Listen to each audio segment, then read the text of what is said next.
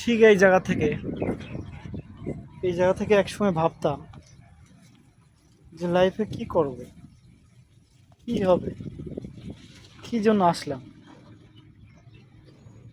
ঠিক তার 1 মাস থেকে 2 মাস পরেই যা হোক আল্লাহ তাআলা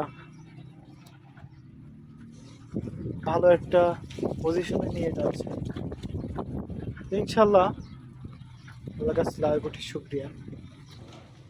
এখানটায় আমার আশেপাশে দেখছেন, এখানে আরো অনেক গাছ ছিল। আসলে সাধারণত মিডল ইস্টে যে কোনো কান্ট্রি দিকে গাছপালা সাধারণত জন্ম নেয় না।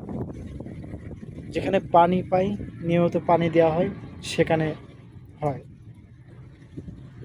তো আমি মাঝে মাঝে ভাবি যে আল্লাহ তাআলা কাকে কখন কোথায় নিয়ে যাবে তা একমাত্র তারই পরিকল্পনার মধ্যে।